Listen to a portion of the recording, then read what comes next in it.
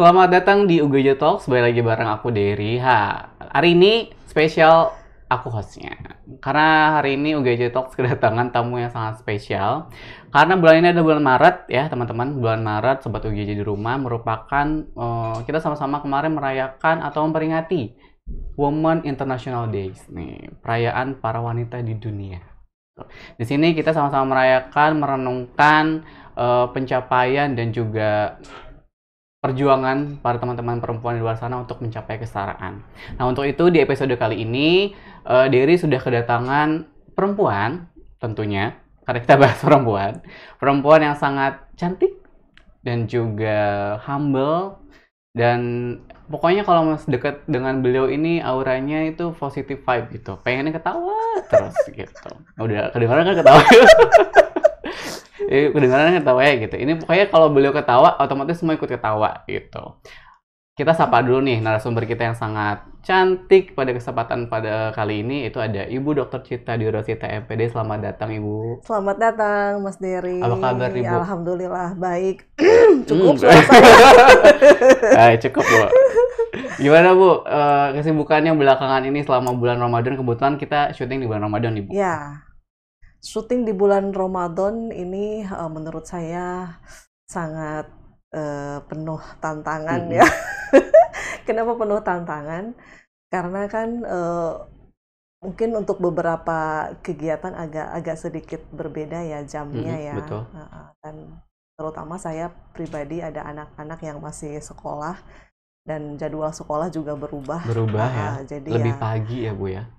Malah lebih siang? Lebih siang sih. Lebih siang, biasanya berangkat jam 6.20, ini jam 6.45. Jam 6.45 berangkat. Jadi ya menyesuaikan waktu untuk ke kampus atau ke aktivitas pada hari ini juga itu turut berpengaruh sih kalau menurut saya. Tapi sejauh ini kita sudah ada di pertengahan menuju akhir. Betul. Bagaimana Bu? Puasanya lancar? Alhamdulillah lancar. Alhamdulillah. Mungkin yang ada sedikit kurang lancar tuh mungkin yang tim-tim di Betul.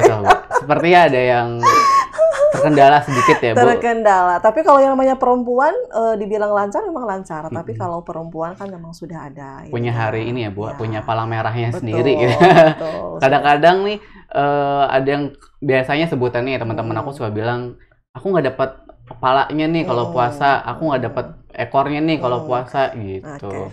Alhamdulillah sih saya tahun ini sepertinya dapat kepala dan ekor ya. Alhamdulillah, berarti bisa sholat Id nanti ya Bu ya sama keluarga Insya Allah. Ibu di episode kali ini Dery sangat senang sekali Ibu Cita bisa bergabung bersama kami di UGJ Talks. Sama-sama Mas Dery. Kita hari ini akan berdiskusi tentang perempuan dalam pendidikan Ibu. Karena kebetulan kan Ibu juga seorang pendidik, jadi aku lebih pengen kita bahas tentang perempuan dan dalam perannya dalam pendidikan. Tuh. Bagaimana sejauh mana perempuan ini bisa berkontribusi untuk dunia pendidikan. Apalagi tadi Ibu sudah sebutkan bahwa Ibu juga merupakan seorang ibu rumah tangga yang mengurusi keperluan rumah tangga tentunya, keperluan anak dan lain sebagainya, Bu. Lalu nih Bu, sedikit ya Bu, peran wanita dalam dunia pendidikan sangat penting nih Bu ya. Tidak hanya sebagai pengajar dan pendidik juga, tetapi juga sebagai pemimpin yang mampu menginspirasi perubahan. Setuju Bu? Setuju. Nah, mungkin Dery pengen tahu sedikit nih Bu, mungkin Sobat UGJ di rumah juga pengen tahu nih Bu, sedikit cerita ketertarikan Ibu ke dunia pendidikan Ibu. Sebelum kita ngobrol jauh terkait karir Ibu hingga saat ini, tapi kita pengen tahu nih Sobat di rumah, pengen tahu kira-kira ketertarikan Ibu dunia pendidikan itu seperti apa dan bagaimana? Baik, terima kasih Mas Dery. Perempuan dalam dunia pendidikan ya, sebetulnya banyak alasan, banyak faktor kenapa kemudian banyak perempuan yang memilih peran lain sebagai seorang ibu rumah tangga atau sebagai seorang istri itu memilih dunia pendidikan ya. Nah, kalau saya pribadi kenapa saya memilih dunia pendidikan? Yang pertama itu adalah passion ya, passion pribadi yang didorong oleh spirit yang selalu tertanam dalam diri saya ketika semenjak saya kecil dan semenjak saya selalu ingin ada dalam sebuah organisasi gitu. Ketika saya masuk sebuah lingkungan baru dan kemudian saya berada di situ, maka saya ingin ada perubahan-perubahan yang lebih baik di lingkungan di mana tempat saya berada begitu. Artinya ingin lebih bermanfaat untuk paling tidak untuk teman-teman di sekitar saya gitu, di sekitar kita begitu. Itu yang pertama, passion ya, passion, dan itu sudah tertanam dalam diri saya semenjak saya kecil, semenjak saya mengenal organisasi paling terkecil di sekolah itu kan OSIS ya. Itu memang selalu entah itu OSIS, Paskibra, Pramuka, PMR, itu semuanya saya ikuti begitu, karena memang ada spirit bahwa saya harus memberikan manfaat waktu itu, kebermanfaat untuk sekolah apa yang bisa saya berikan begitu. Terus juga yang kedua fleksibilitas ya, flexibility waktu. Jadi menurut saya ketika seorang perempuan berkiprah di dunia pendidikan itu memiliki fleksibilitas waktu yang memiliki waktu yang fleksibel begitu.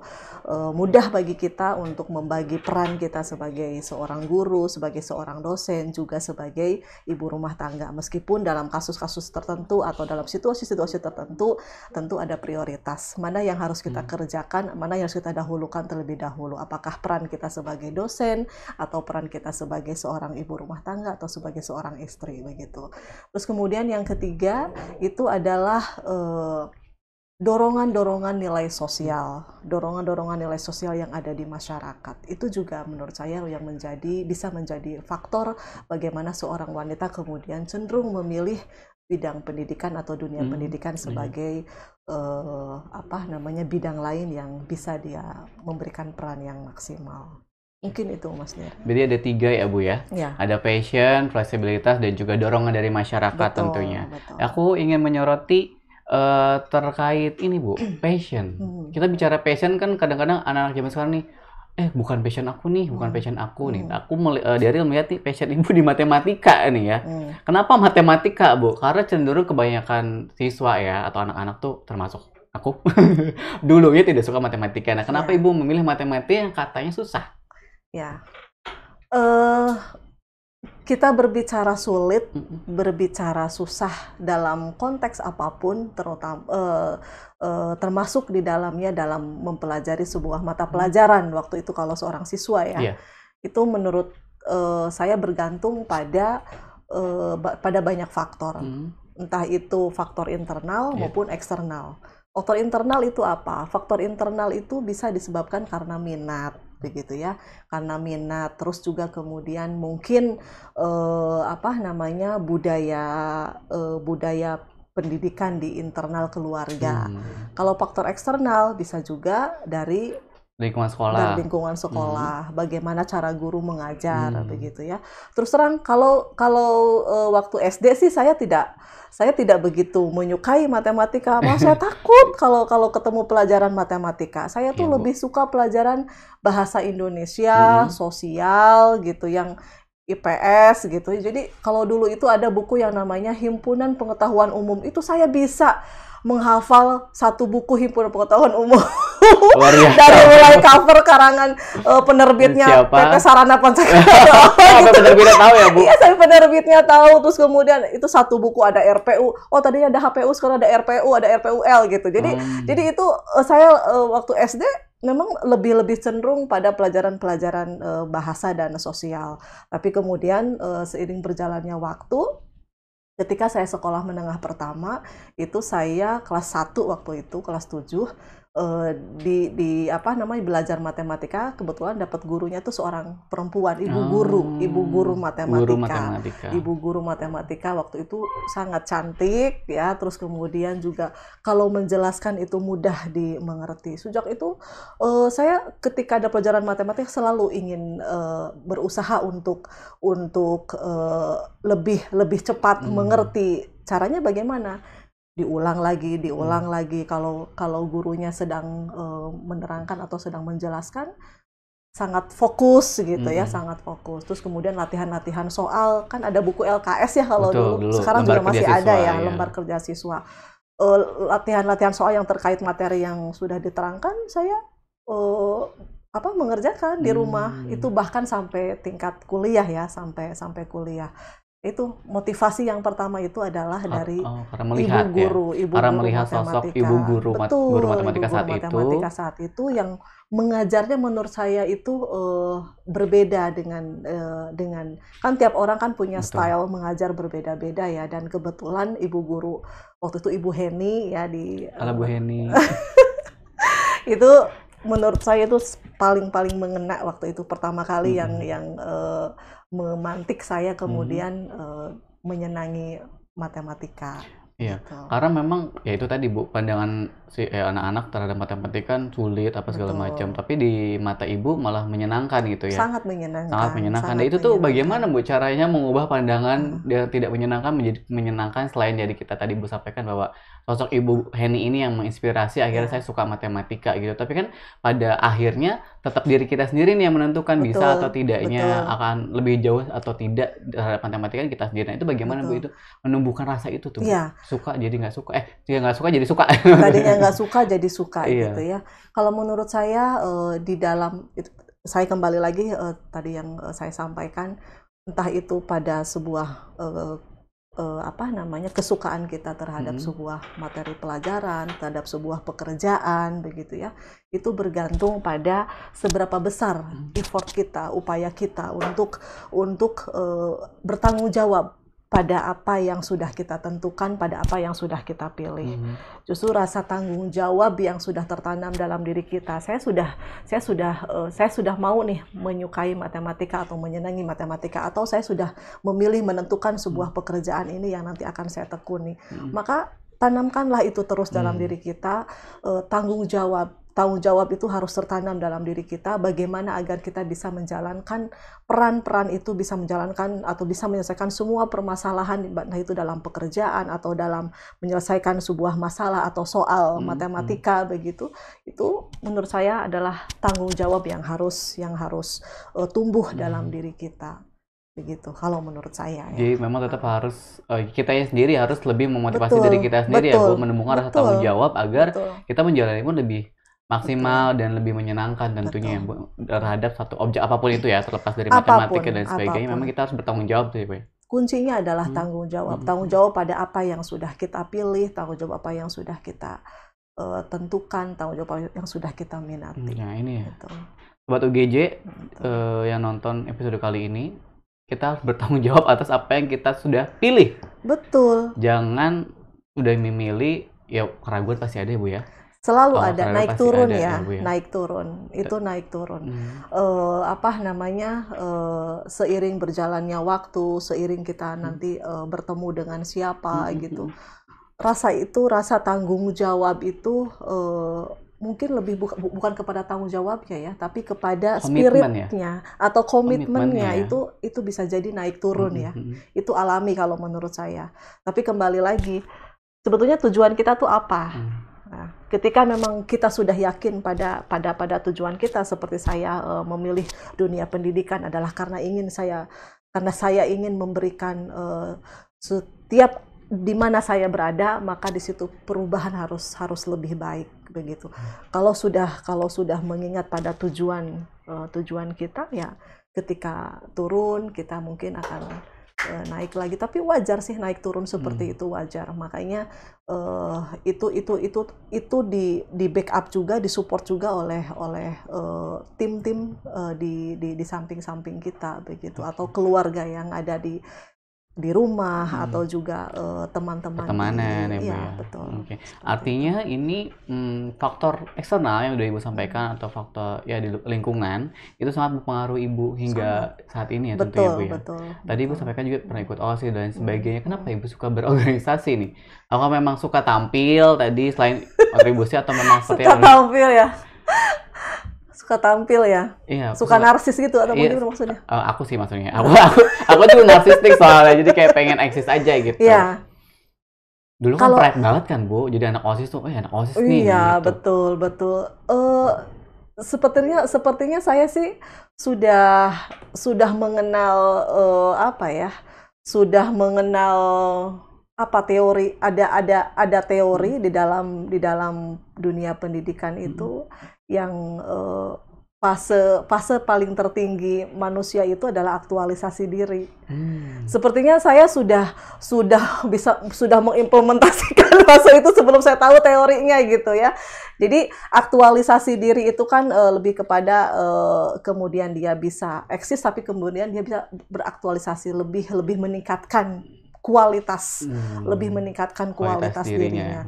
Kalau bagi saya pribadi, kenapa saya dari mulai SMP saya sudah ikut dulu kan, kalau pemilihan ketua OSIS tuh dulu waktu zaman saya SMP itu presentasi ke kelas-kelas. Betul, sama berarti Bu, ya kan? Aku masih presentasi ke kelas-kelas gitu, dan waktu itu calon perempuan hanya saya. Waktu itu calon perempuan. Tapi bagi saya ketika saya mencoba untuk berkompetisi gitu ya, untuk dalam sebuah organisasi itu, saya sih tidak berharap untuk menjadi harus menjadi yang nomor satu, tetapi justru ketika saya memberikan kesempatan pada diri saya untuk ikut di dalam ruang itu, maka di situ akan muncul kreativitas, akan muncul pemikiran-pemikiran, ide yang mungkin oleh saya, karena saya tidak terpilih, tidak bisa dilaksanakan, tetapi mungkin itu bisa diambil oleh partner kita, atau bisa diambil oleh kompetitor, atau apa ya namanya ya, rival kita dalam mengembangkan sebuah organisasi. Karena balik lagi kan, organisasi walaupun bersaing kontestasi, tapi pada akhirnya kan kita sama saling bekerja sama. Betul. Ya kan, tujuannya kan untuk bagaimana agar organisasi ini bisa berkembang dan maju ya Bu ya. Betul. Tadi juga berarti intinya perempuan itu harus punya value ya Bu ya, kalau tadi Bu sampaikan. Jadi kalian tuh jadi perempuan harus punya value guys.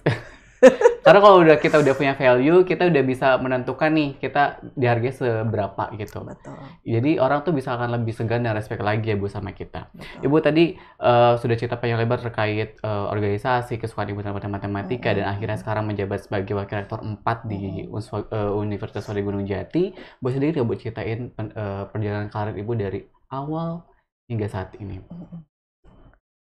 Perjalanan karir ya. Kalau mengingat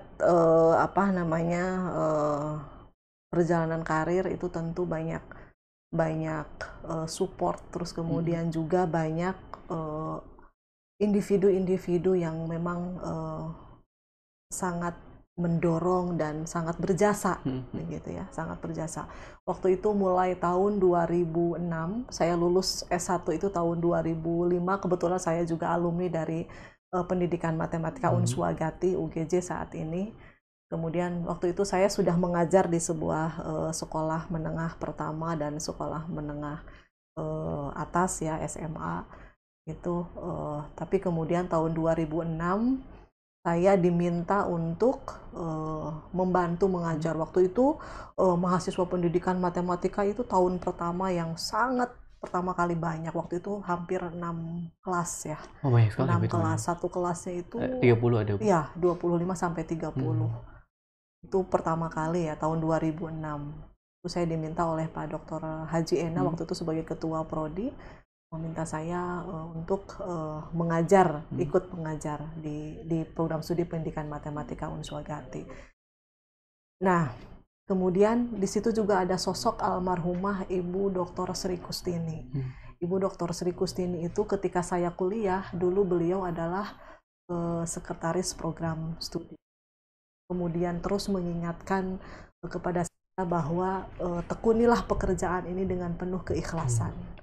Yang namanya rezeki itu mungkin tidak datang dari apa yang sedang kita kerjakan. Tetapi rezeki itu datang karena keikhlasan.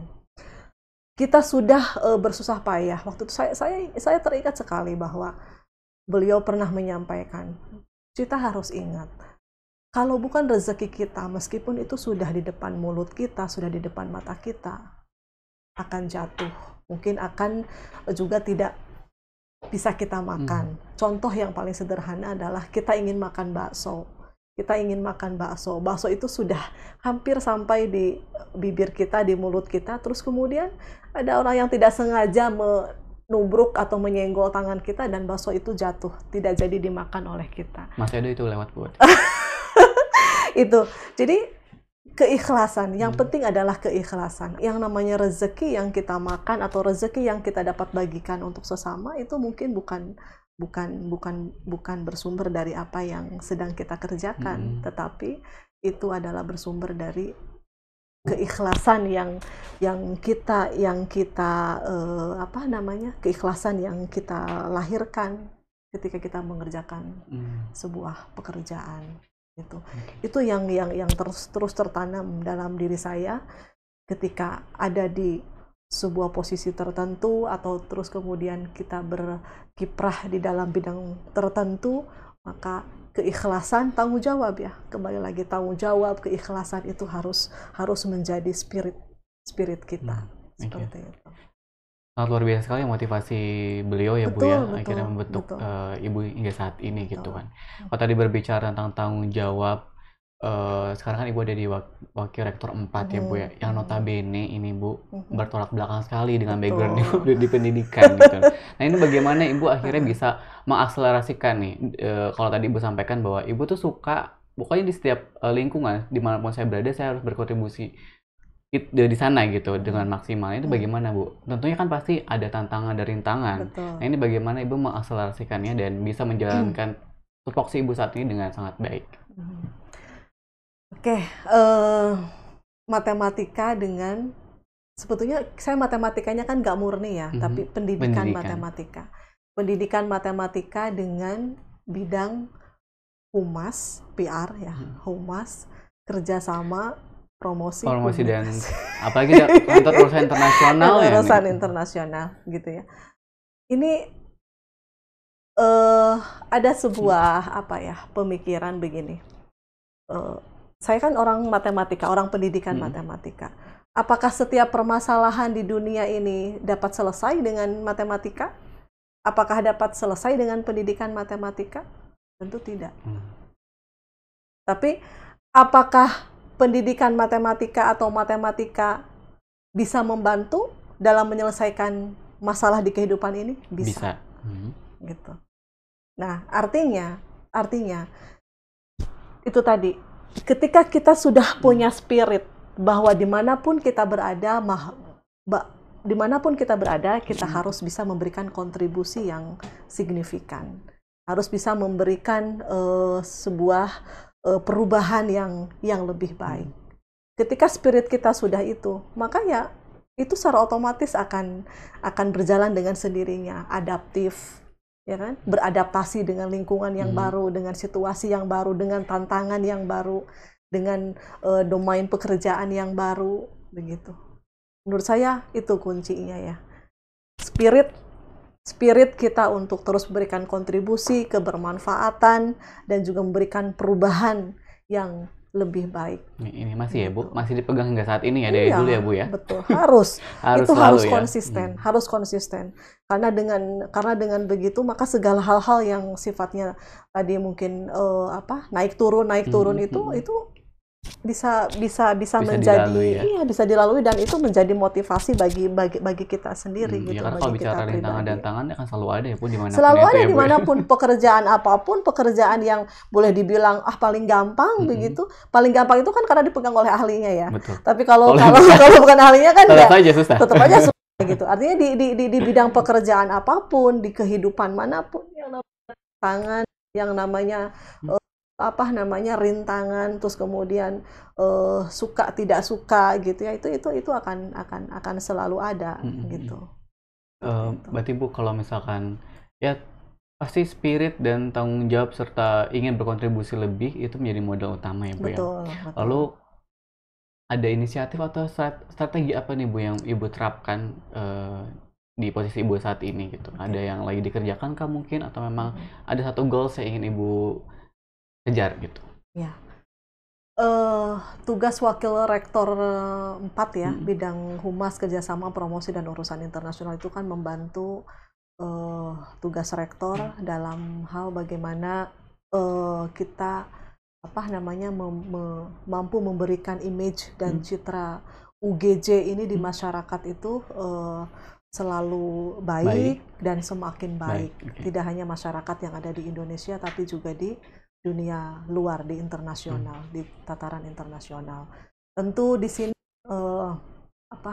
saya sangat disupport ya, sangat disupport, dibantu oleh teman-teman di kantor Wakil Rektor 4 ini yang pokoknya yang paling luar biasa, yang paling hebat. Apa sih? Yang paling hebat, yang paling luar biasa, semuanya alhamdulillah mendukung, mensupport dan memiliki satu visi, dan sepertinya itu sudah terinternalisasi dalam diri pribadi masing-masing. Sudah satu tujuan, bagaimana kita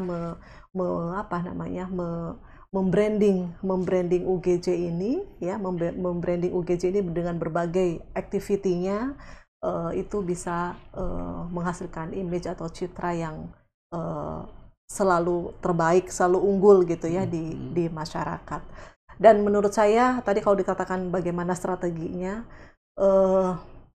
yang selalu saya tanamkan kepada teman-teman di tim bidang 4, yang harus tertanam dalam diri kita dalam sebuah organisasi, selain spirit yang tadi, itu adalah empati. Ya, empati. Justru mungkin kelebihan, mohon maaf, ini saya bukan membandingkan antara laki-laki dan perempuan ya. Justru dengan detailnya perempuan, dengan perfeksionisnya perempuan, terus dengan seperti seolah-olah ambisius. Betul. Gitu ya. Bawel, Bu. Bawel gitu. Tetapi sebetulnya ada hal lain yang bisa yang ternyata oleh perempuan bisa berikan. Apa itu? Kelembutan, kehangatan, gitu kan? Betul. Kelembutan, kehangatan, keramahan, terus juga kemudian empati, rasa. Betul. Itu yang saya itu yang harus saya ramu di organisasi, di kantor Wakil Rektor 4 ini. Bagaimana menggerakkan semua tim itu dengan menggunakan rasa empati di situ. Makanya empati ini yang selalu saya tanamkan ke teman-teman di tim ini.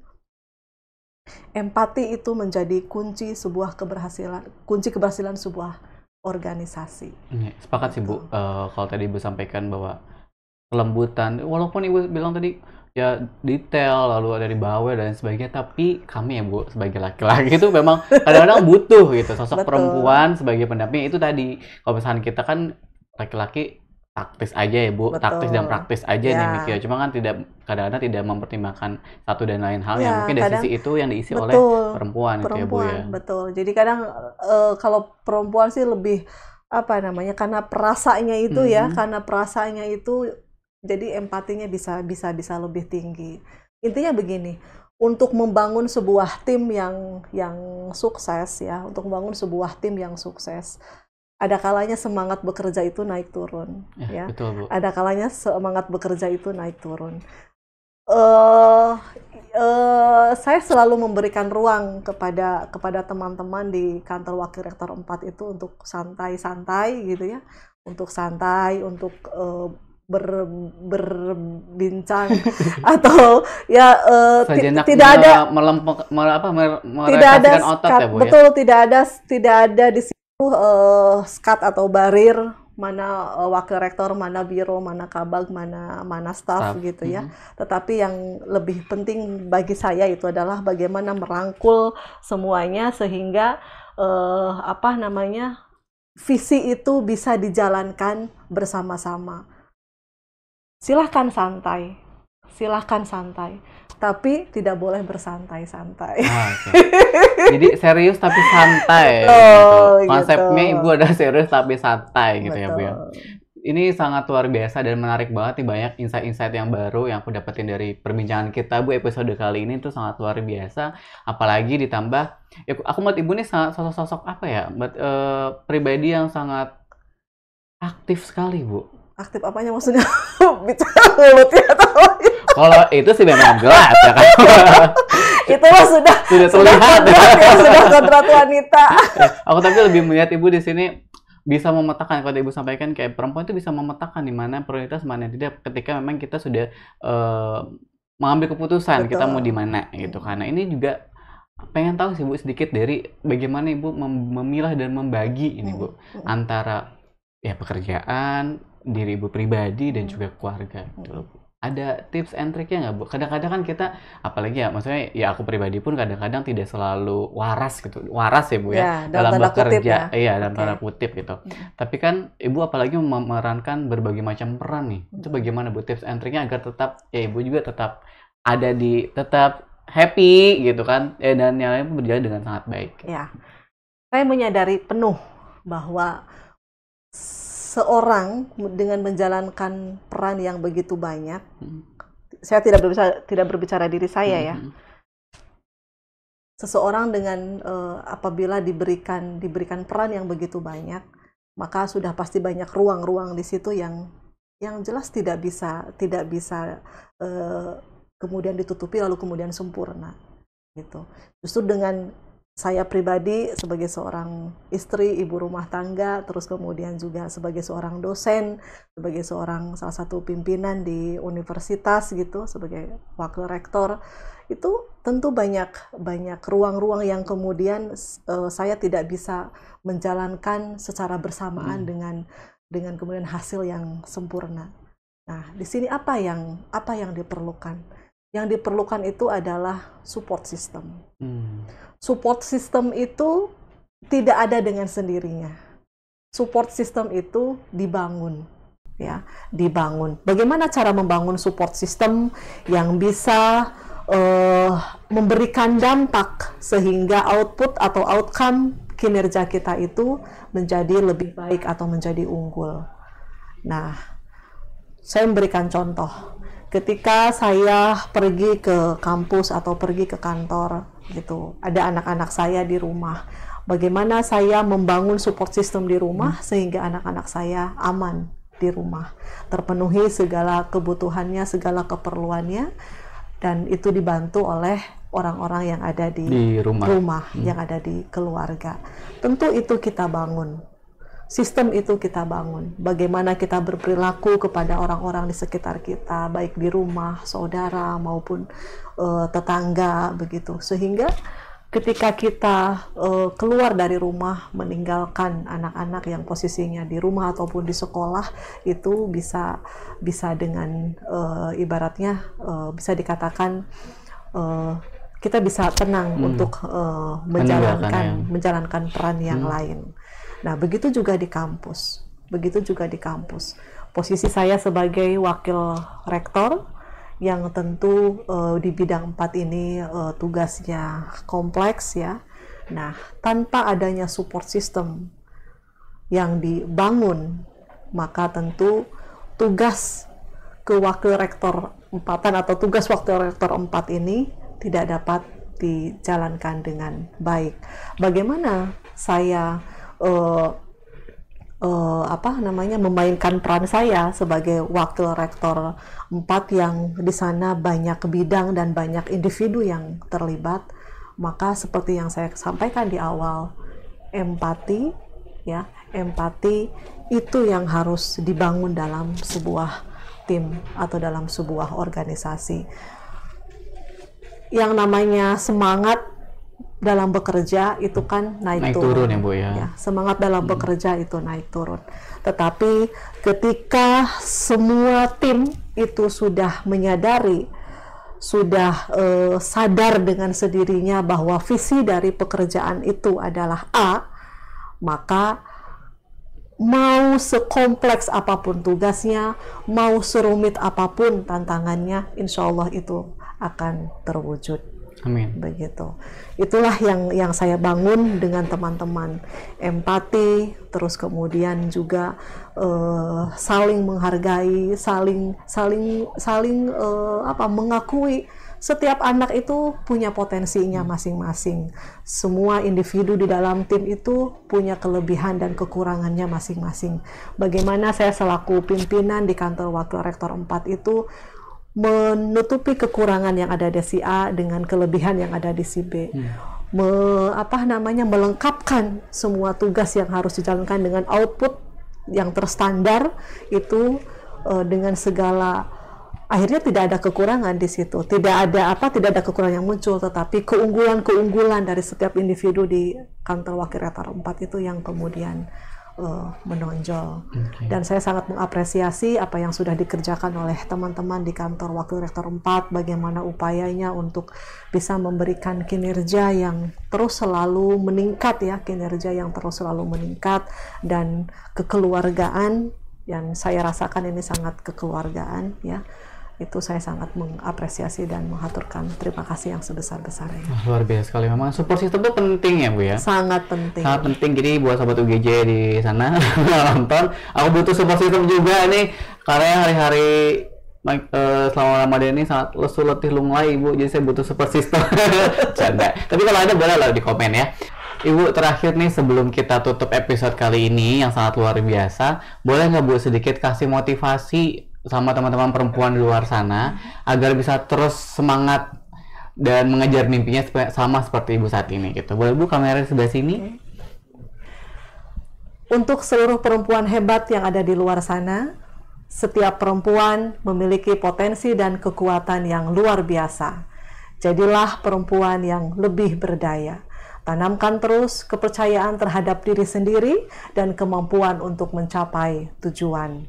Yakinkan pada diri kita bahwa dimanapun kita berada, kebermanfaatan yang menjadi tujuan utama kita untuk dunia yang lebih baik.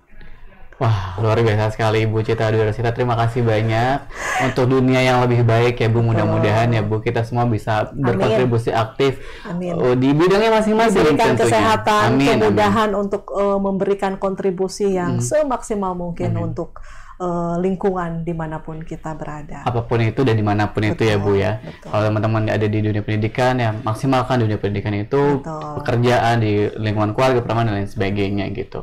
Terima kasih banyak Ibu. Sama-sama. Sudah menyempatkan waktu untuk hadir di UGJ Talk Show kali ini. Dan terima kasih banyak sudah Bu?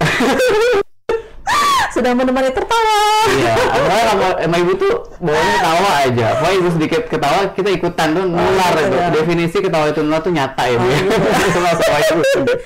Ibu sedikit tadi aku bisa bawahi di perbincangan kita kali ini adalah perempuan itu harus punya mimpi dan harus punya value ya Bu ya. Betul sekali. Harus punya mimpi, harus punya value dan mempunyai semangat juang yang tinggi. Itu yang paling penting sih buat teman-teman semua. Jadi sangat luar biasa sekali perbincangan kita kali ini, banyak insight yang bisa kita dapatkan dari Ibu. Terima kasih banyak. Mudah-mudahan yang nonton semoga bermanfaat. Amin, pasti sangat bermanfaat terutama buat teman-teman semua sobat UGJ yang nonton, yang mudah-mudahan yang nonton episode kali ini juga bisa menjadikan motivasi buat teman-teman semua dan bisa menjadi semangat buat teman-teman semua untuk terus lebih berkembang lagi ya Bu ya. Sekali lagi terima kasih banyak Ibu sudah mampir di UGJ Talk. Kita akan diskusi lagi di lain kesempatan, di lain episode, di lain tema tentunya. Jadi jangan bosan-bosan untuk kita undang lagi di sini ya Bu ya. Siap sedia. Ya, terima kasih banyak teman-teman semua yang sudah menyaksikan UGJ Talk kali ini. Mudah-mudahan apa yang kita diskusikan kali ini bisa bermanfaat buat teman-teman semua. Dan jangan lupa buat like, comment, dan subscribe UGJ Official nih ya di YouTube biar kita terus semangat lagi buat mendatangkan narasumber-narasumber hebat lainnya tentunya. Terima kasih sekali lagi buat Ibu Cita dan terima kasih juga buat semua teman-teman yang udah nonton. Tetap saksikan UGJ Talk, sampai ketemu di episode selanjutnya. Dadah. Terima kasih Ibu. Sama-sama Mas Dery.